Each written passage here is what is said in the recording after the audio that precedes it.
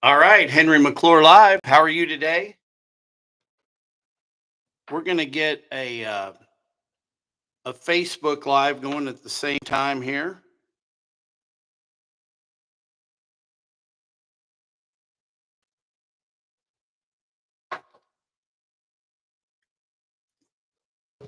I should lean this way a little because I can see the cameras leaning.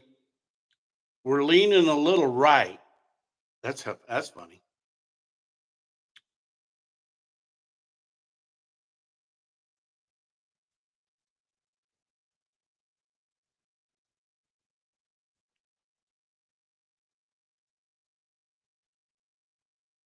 Okay, Facebook is trying to find its way here. Okay, hey, Henry McClure live. This is the noon edition of the Henry McClure live show. And this is brought to you by Shawnee County First, Henry McClure Treasurer.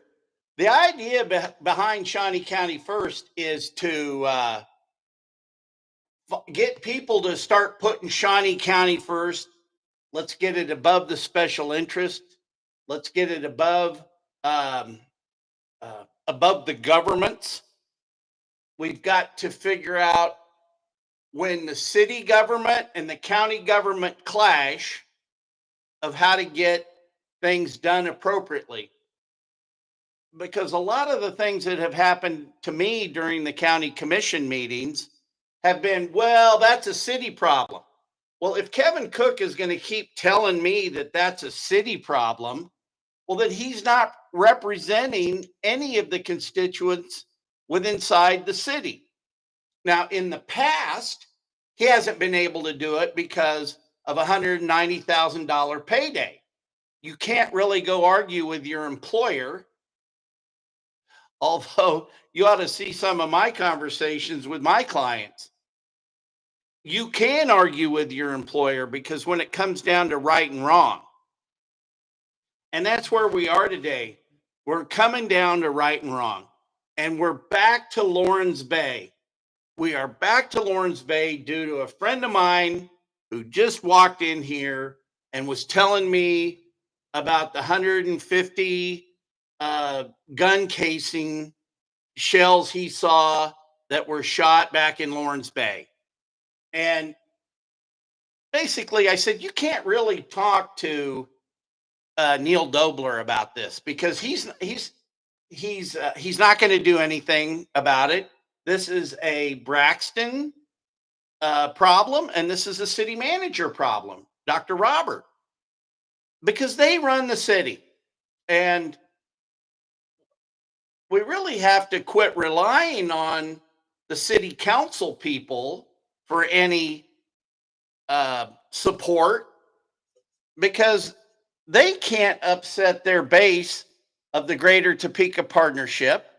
And especially out in Lawrence Bay, one of the big shots of the Greater Topeka Partnership is part and parcel to all that problem out there.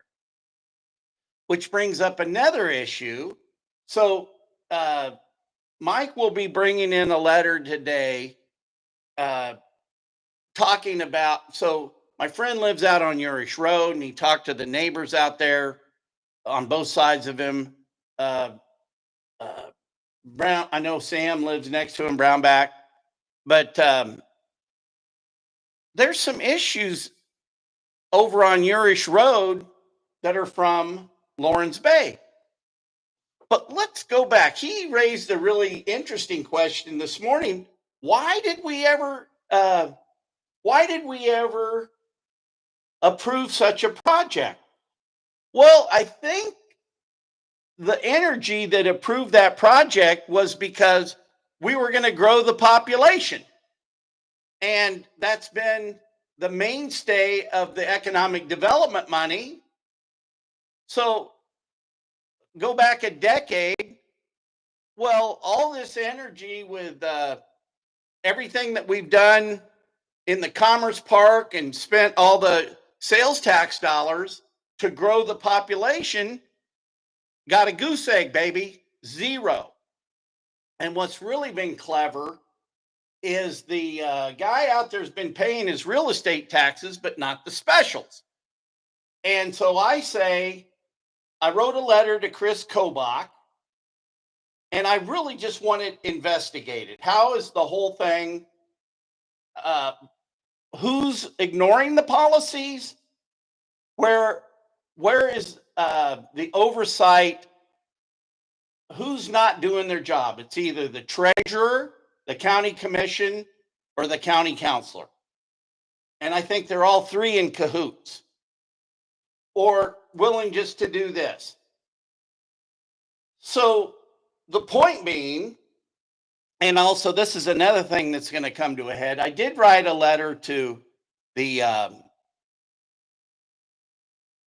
to Chris Kobach, our Attorney General, to have oversight on all this. And I hope he's received Ken Corbett's email. Larry Ma has said over the years, the county commissioners took away the power of the treasurer to be the final say on what properties go on the foreclosure list, and it's now the county counselor.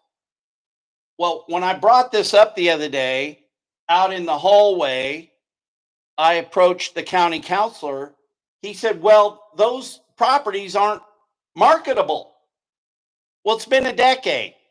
And one of the county commissioners said, well, we don't really want those properties back because we're going to have to mow the lawn. So between the county counselor being a real estate advisor and one of the and let's say the county commissioners not wanting to mow the lawns, the taxpayers of Shawnee County pick up a $8 million shortfall in real estate taxes. The bonds aren't in default, so we're paying the bonds. And this is why I need to be your county counselor or your county commissioner. I don't mind being your county counselor for a minute, because the guy we have now, if he's willing to make untrue statements to the attorney general, then he is not the county counselor that I want working for me. Not today. He's got to go. And he said a couple of things in the letter he wrote to Chris Kobach, but what it tells you is it's a guilty dog barks the loudest. And so I've got to formulate a response to his response to Chris Kobach. So it's just a can of worms. So we didn't grow the population, and all the lots sit out there. We've got guys out there dumping trash and shooting guns. It's not safe. And whether the auction proceeds are $1, we got to get people building on those. And I've been saying this for years.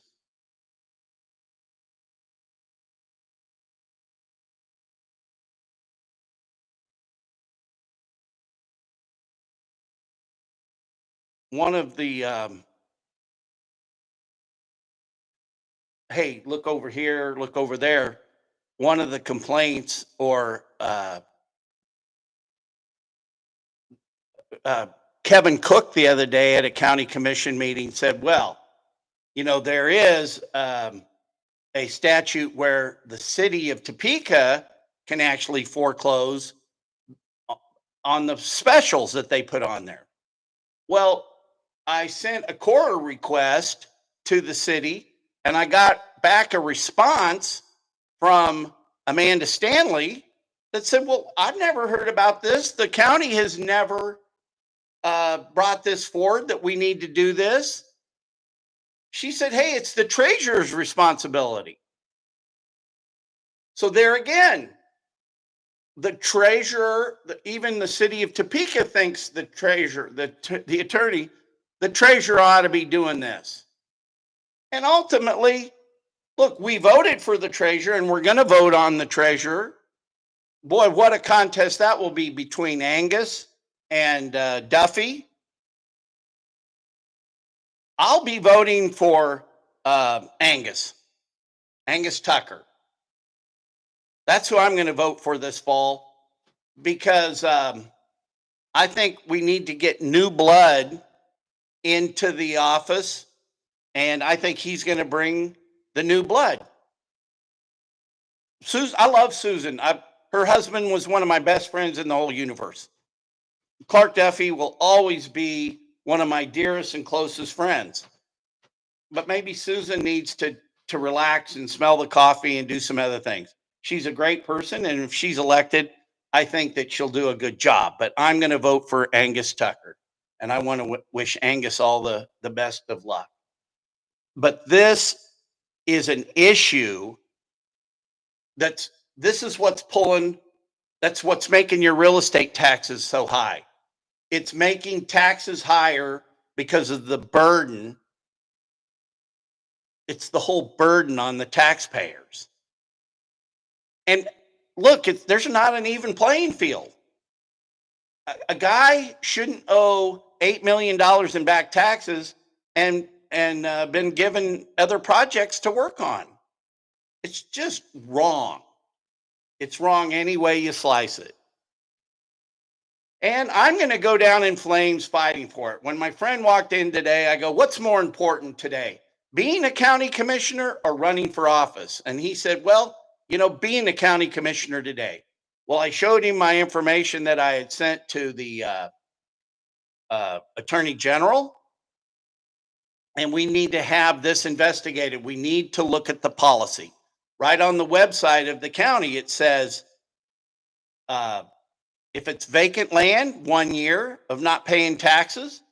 If it's commercial property, 2 years. And if it's a homestead property, 3 years. We're not following the policy. Then you ought to see the disclaimer.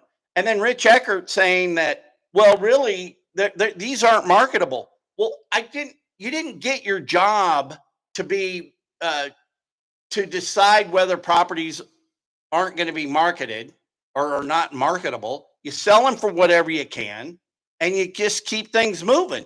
You got to hold your nose and just make the deal. And so what? If one guy pays specials and another guy doesn't, well, tough darts. That's just the way it is today. Now, life's not fair. It's not fair today to us to have to make up the fairness for some guy that isn't going to get treated fairly. Try to figure that out. So the Lawrence Bay, another untruth was said that all the properties that have back taxes are on there, and they're not. So between the marketability issue and all the properties that are delinquent on the tax sale, those are two untruths. And if a guy is going to not tell the truth to the Attorney General of this state, well, it's really time for the Bar Association to look at, you guys got to regulate your own.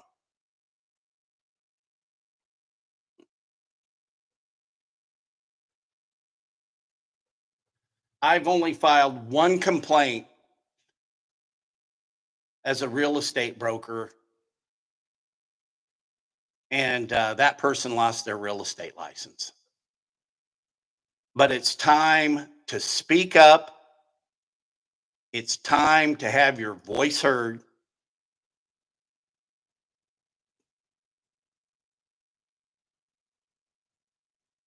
It's time to make change. It's time to put Shawnee County first.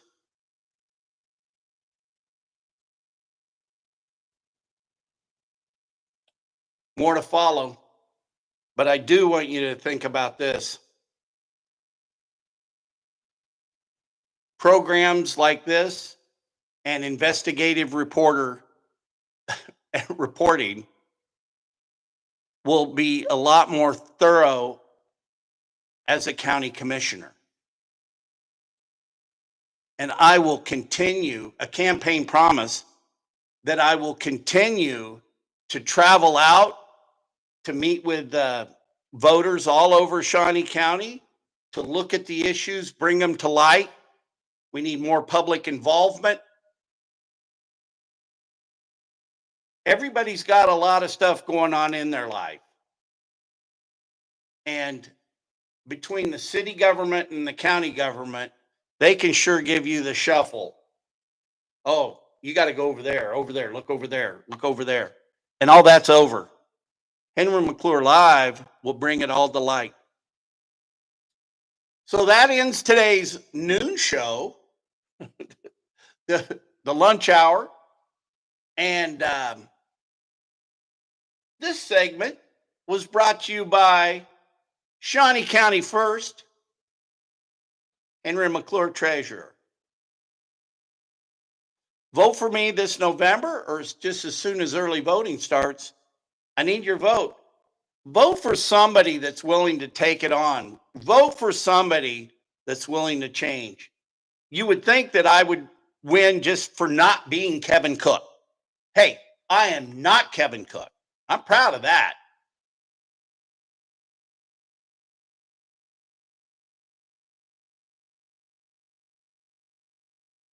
I'm live. You can tell I'm alive. I'm becoming more alive.